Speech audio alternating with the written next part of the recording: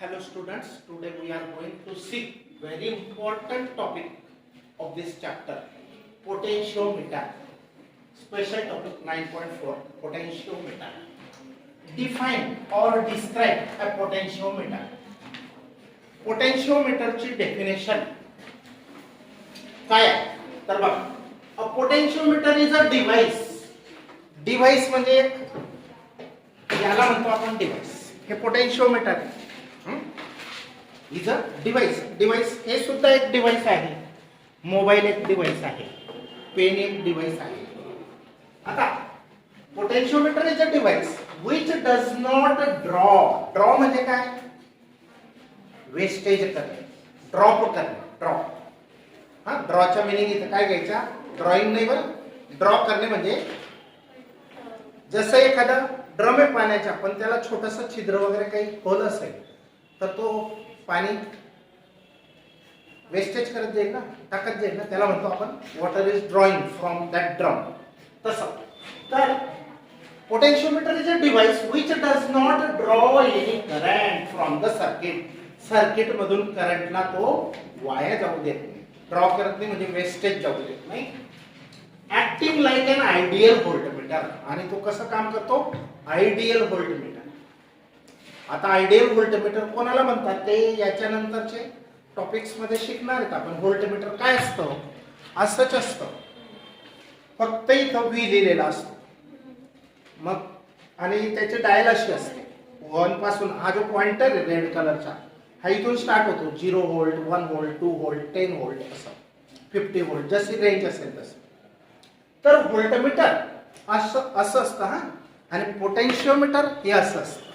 Potentiometer EMF electromotive force measure करण्यासाठी वापरतात, आणि voltmeter potential difference between any 2 points. बॅटरीच्या 2 टोकांना हे रेड पॉझिटिव्ह, ब्लॅक निगेटिव्ह, मग ते जॉईन करायचं. ब्लॅकला ब्लॅक, रेडला रेड, पॉझिटिव्ह टू पॉझिटिव्ह. तर ते काय मोजेल, व्होल्टमीटर बॅटरीला लावलं तर ते त्या बॅटरीचा PD मोजेल.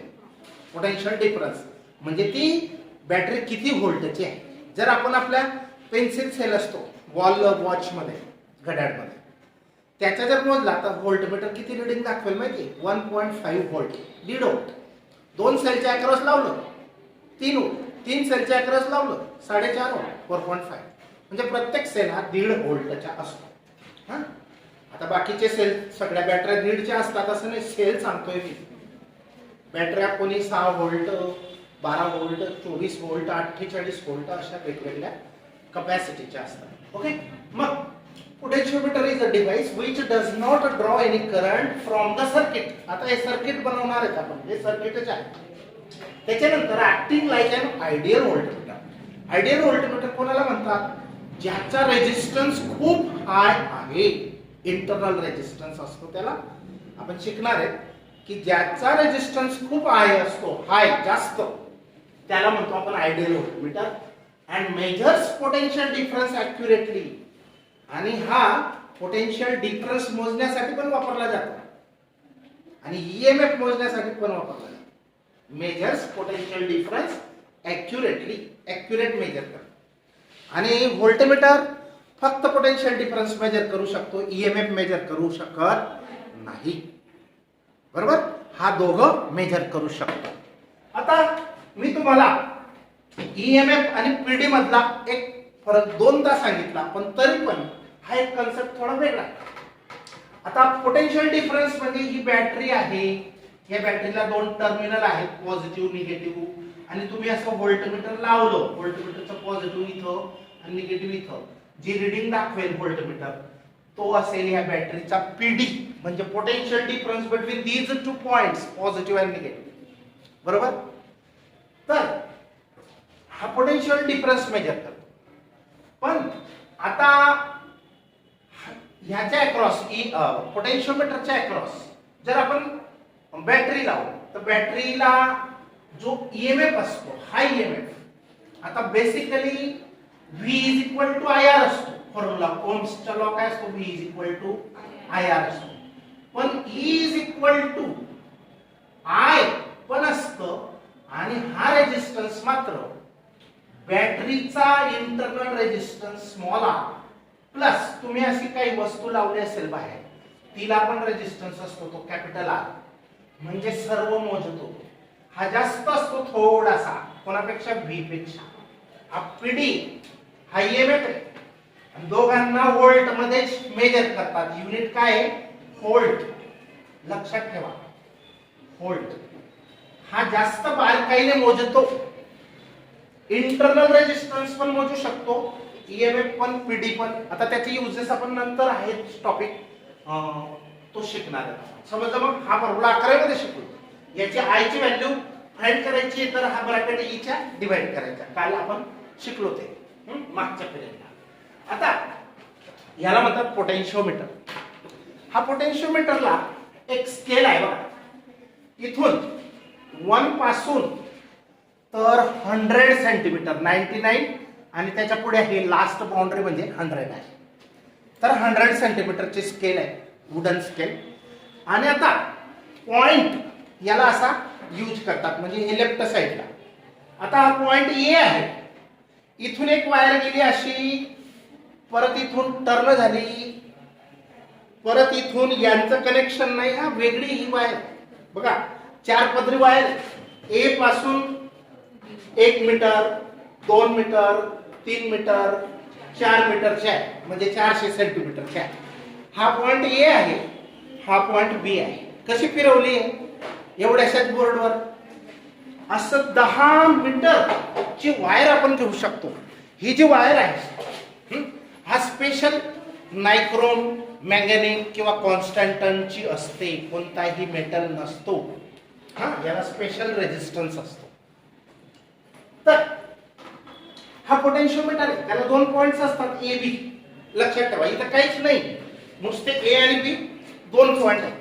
हा ए पॉइंट आहे, हा बी पॉइंट आहे. वायर अशी नागमोडी काय म्हणतो आपण, तशी फिरवलेली 4 पदरी वायर, 4 पदरी. समजलं?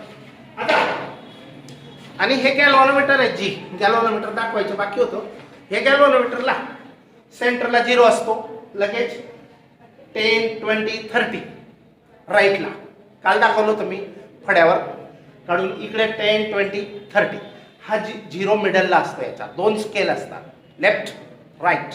हा, आता हा फक्त करंट मोजायचं नाही काम करत, करंट फ्लो होतंय का ते सांगतो, आणि कोणत्या डायरेक्शनला फ्लो होतंय ते सांगतो. लेफ्टला गेला तर तिकडून इकडे करंट, इकडून तिकडे डिफ्लेक्शन झालं तर लेफ्ट टू राईट, असं त्याचा मिनिंग असतो. आता बघा, अतिशय महत्वाचा पॉइंट हा जर समजला तर पुढे प्रॅक्टिकल पण आहेत, आणि याच्यावर अजून बेस्ड पोटेन्शिओमीटरवर 3 टॉपिक आहेत. ते 3 टॉपिक आपल्याला तरच समजतील, म्हणून लक्ष द्या. Very important topic. State and explain principle of potentiometer. Principle, तत्व, कोणत्या तत्वावर तो चालतो, बरोबर? आता बघा, प्रिन्सिपल हे आहे, the PD between 2 points on the wire is. ह्या 2 पॉइंट्सच्या दरम्यानचा पीडी, हा हे 2 पॉइंट्स घेतले, ए आणि C. C is any point on the wire AB. The potential difference between 2 points on the wire is directly proportional to the length of the wire. Its principle, potential difference between any two points of the wire is a directly proportional. आता हे आहे potential difference between 2 points A and C.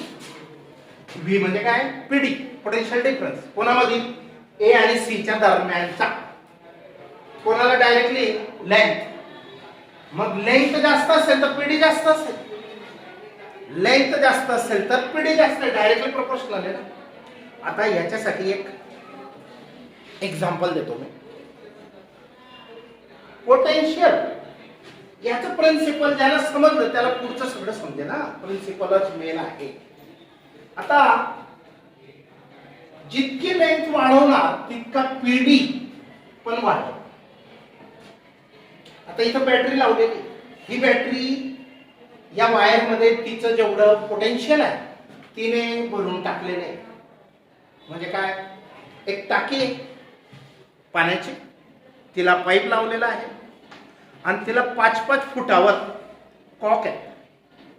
सगळे cock बंद आहेत, खूप लांब pipe आहे.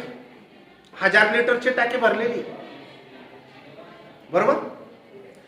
जर आपण टाकीतलं पाणी पाईप मध्ये जाऊच दिलं नाही तर काय होईल? पाईप मधलं पोटेन्शियल वॉटरचं 0. बर, पहिला कॉक 5 फुटासाठी सोडला, 5 फूट पाणी भरलं गेलं, मग तितकी लेंथ काहीतरी पाईपची असेल, म्हणजे पाणी टाकीमधलं थोडं खाली झालं आणि हा पाईप मध्ये ते अडकलं.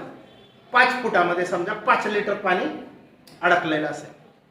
मग तुम्ही अजून पुढचे 5 फूट ओपन करा, पाणी वाढत जाईल की नाही? मग तसं बॅटरीचं असतं. जितकं तुम्ही ही लेंथ इन्क्रीज करत जाणार तितका पोटेन्शियल वाढत जात. म्हणजे ही बॅटरी वाटप करते त्या वायरला तिच्या पोटेन्शियल डिवाइड करत जाते. हे प्रिन्सिपल आहे मेन. आता बघा, the PD between potential difference between 2 points on the wire is directly proportional to the length of the wire between them means between 2 points, provided the wire is uniform. Provided म्हणजे अट अशी आहे, प्रोव्हाइडचा अर्थ उपलब्ध करून देणे पण आहे, पण तो नाही घ्यायचे. तर प्रोव्हाइडेड म्हणजे अट अशी आहे, the condition is that the wire should be of uniform cross sectional area. Cross sectional area म्हणजे काय? ही वायर आहे, हिला कट केलं तर इथं जे सर्कल आहे त्याचा एरिया म्हणजे एरिया ऑफ क्रॉस सेक्शन, काटछेद म्हणतो आपण त्याला, काटछेद क्रॉस सेक्शनल एरिया. म्हणजे वायरचा क्रॉस सेक्शनल एरिया हा युनिफॉर्म असावा, म्हणजे वायर कुठं जाड कुठं बारीक नको, एकसारखी पाहिजे. समजलं? The current through the wire is the same. Wire मधून करंट हे सेम असेल and temperature of the wire remains constant. आणि तापमान पण फिक्स असायला पाहिजे, बदलणार नाही. नाहीतर ह्या एंडला गरम काहीतरी हीटर वगैरे चालू आहे, रूम हीटर, आणि तिकडे काहीतरी बर्फ ठेवलेला आहे, असं काही व्हायला नको. म्हणजे त्याचं जे टेम्परेचर आहे ते काय असावं? युनिफॉर्म, पूर्ण वायर.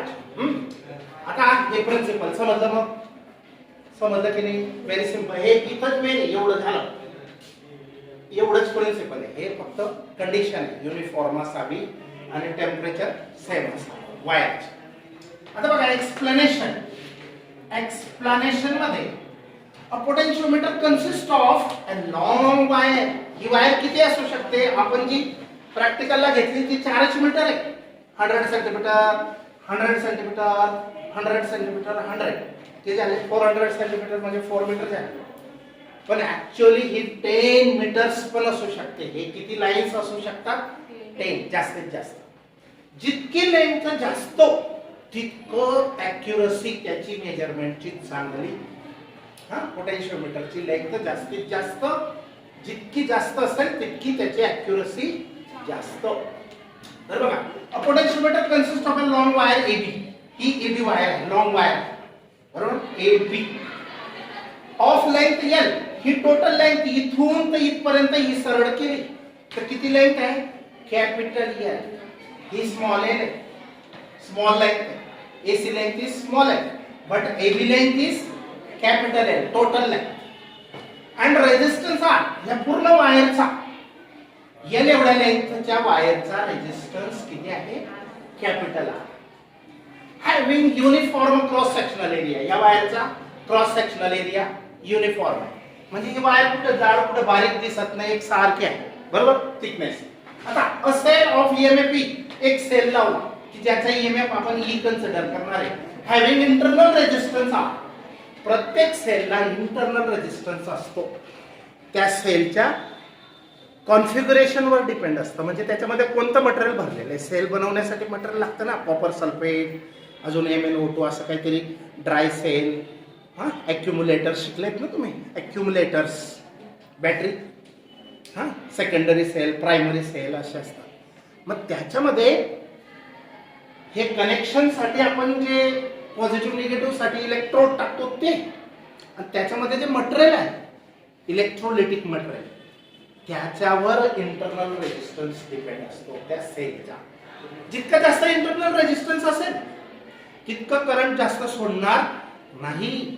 इंटरनल रेजिस्टन्स कमी असावा सेलचा तर तो करंट जास्त सोडेल, कारण तोच पर्पज आहे आपला. हेतू काय? त्या सेलने जास्तीत जास्त करंट आपल्याला प्रोव्हाइड करायला पाहिजे. बरोबर.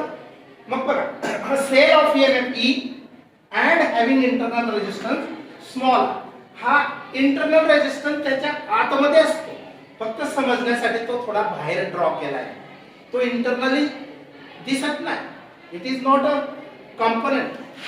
Actually, the apparatus that cell contains electrodes, electrolytic material, MnO2, copper sulfate, like that have some resistance. Means this material opposes the current to send from battery to the circuit. मग R is connected across AB. या AB च्या across R हा connected आहे as shown in the figure. Figure मध्ये दाखवल्याप्रमाणे हा रेओस्टॅट आहे. Figure मध्ये, बुकच्या फिगर मध्ये हा दिलेला नाही, पण हा लावावा लागतो. हा रेओस्टॅट कशासाठी वापरतात मी तुम्हाला दाखवलं होतं. When the circuit is switched on, हे सर्किट स्विच असेल इथं ते ऑन केलं, current I pass through the wire. काय होईल? करंट आय जायला सुरुवात होईल. असं जाईल, असं येईल. परत स्विच ऑन केलं तर स्विच नाही दाखवलंय, कुठे पण लावू शकतो आपण. When the circuit is switched on, current I flows through the circuit or passes through the wire. And what is the magnitude of I? I is equal to E upon R plus I. आत्ताच काढलं होतं बघा. हा R upon R plus R, I into R हा total resistance of the circuit आहे. External plus internal यांची सम. V is equal to IR शिकले की नाही? V is equal to IR. तसं E इज इक्वल टू पण आय आर असतो, पण इथं आर जो आहे तो टोटल असतो. तो कोणता? External plus internal. एक्सटर्नल बाहेरची वस्तू, बल्ब बिल्ब जे लावले असेल तो, त्याच्या रेजिस्टन्स फिलामेंटचा, आणि इंटरनल म्हणजे बॅटरीचा इंटरनल रेजिस्टन्स आर. हा टोटल रेजिस्टन्स जर आपण केला तर ईएमएफ मिळतो. इथं मात्र एक्सटर्नलच रेजिस्टन्सच्या अक्रॉस पोटेन्शियल डिफरन्स मोजला जातो. व्होल्टमीटरने हे मोजतात आणि हे पोटेन्शिओमीटरने मोजतात. तर असा मग या आय ची व्हॅल्यू काय? ई अपॉन दिस ब्रॅकेट आलं. Let it be equation 1. PD across AB. PD across AB कसं लिहिणार?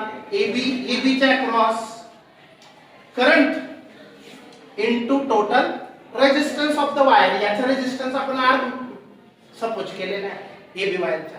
ओके. मग VAB is equal to IR. I ची व्हॅल्यू इथून उचला आणि इथं टाका. हा VAB जसाच्या तसा, आय ची व्हॅल्यू ही पुटअप केली आणि R कसाच्या तसा. आता याच्यावरून पर युनिट लेंथ पाहिजे असेल, हा फॉर्म्युला समजला कसा आला? Very simple. आता पर युनिट लेंथ पाहिजे असेल म्हणजे L ने डिवाइड करा. काय करा? On both sides divide by L. हा बघा L extra L. VAB divided by L and this one divided by L. मग याला काय म्हणू शकतो आपण? Potential difference per unit length. The potential difference per unit length म्हणजे काय? टोटल एबी वायरला एवढा पीडी आहे, तर 1 सेंटीमीटरला किती पीडी? त्याला आपण काय म्हणू शकतो? PD per unit length. ही 400 सेंटीमीटरला 4 व्होल्ट असेल, तर 1 सेंटीमीटरला काहीतरी थोडाफार असेल की नाही पीडी. मग त्याला म्हणतात potential difference per unit length. समजलं की नाही? तर per unit length of the wire is, मग ह्या पोटेन्शियल डिफरन्स पर युनिट लेंथला ग्रेडियंट असं म्हणतात, पोटेन्शियल ग्रेडियंट. आता बघा ह्या as long as E remains constant, जोपर्यंत ई कॉन्स्टंट राहील तोपर्यंत हे तर फिक्स असतात. जोपर्यंत ई कॉन्स्टंट राहील तोपर्यंत याची व्हॅल्यू विल रिमेन कॉन्स्टंट. कोणाची? याची व्हॅल्यू लेफ्ट. मग VAB अपॉन L म्हणजे potential difference per unit length. पर युनिट लेंथ फाइंड करायचं असेल तर total PD upon total length केलं तर तुम्हाला काय मिळणार आहे? पोटेन्शियल पर युनिट लेंथ मिळणार आहे. समजतंय की नाही? 100 रुपयाच्या 10 पेन. एक पेन कितीची? कसं काढणार? 100 अपॉन 10 पूर्ण करणार ना. मग तसंच आहे की पोटेन्शियल डिफरन्स अक्रॉस AB किती आहे? VAB टोटल वायरच्या. हा potential difference across AB wire किती? VAB. आणि टोटल लेंथ किती? L ने डिवाइड, कॅपिटल L ने डिवाइड केलं तर तुम्हाला काय मिळेल? एक युनिट लेंथ 1 सेंटीमीटर लेंथ त्याच्या अक्रॉस किती पिढी आहे ते आपण फाइंड करू शकतो. मग VAB upon L that is potential difference across AB per unit length is known as potential gradient. आता ग्रेडियंट म्हणजे संपत जाणे किंवा कमी होत जाणे. आता पोटेन्शियल ग्रेडियंट याला म्हणतात. This is known as potential gradient along AB and is denoted by letter capital K.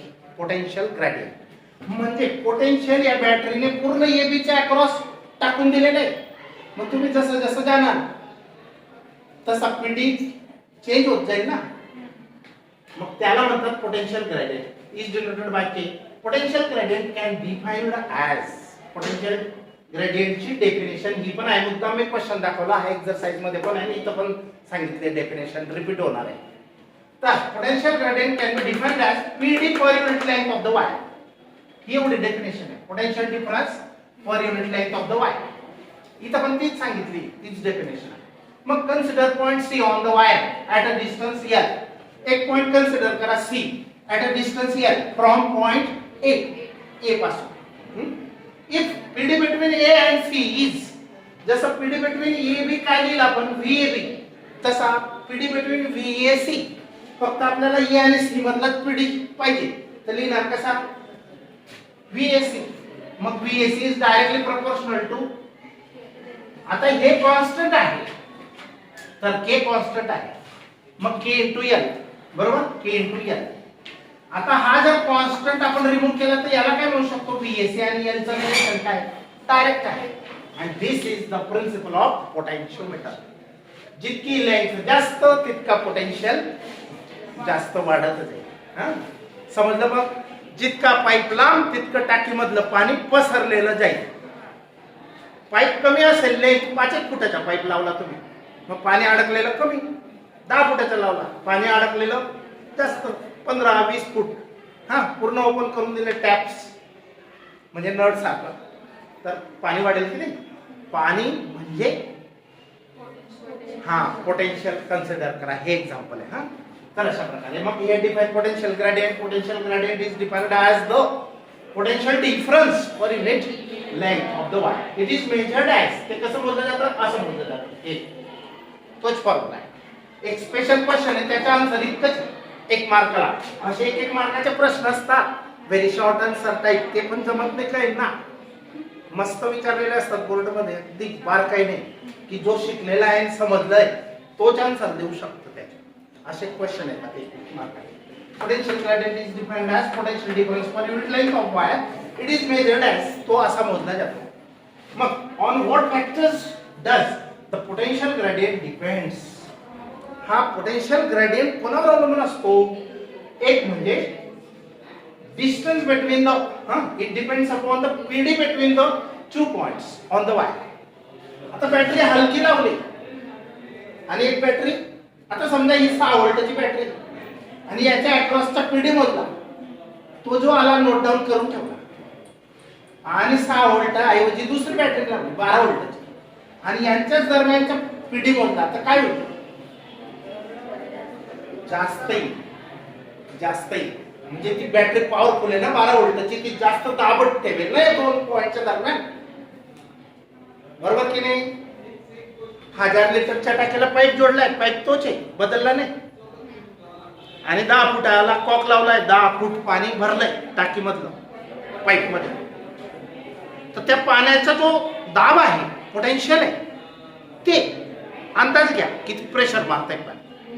आणि 1000 ऐवजी तोच पाईप ठेवा, खाली करून घ्या आणि 2000 ची टाकी ठेवा आणि मग पाणी तिच्यातलं 10 फूट सोडा आणि तो प्रेशर मोजा कोणाचा जास्त असेल. जितका जास्त पाणी भरलेले ती प्रेशर जास्त देईल ना. बस तसंच आहे. It depends upon PD between 2 points on the wire and length of the wire between 2 points. या 2 गोष्टींवरती तो ग्रेडियंट डिपेंड असतो. हे व्होल्टमीटर असतं, ते पोटेन्शियोमीटर समजलं. मग आणि ते मी जे L शेपचं आणलं होतं ते काय होतं.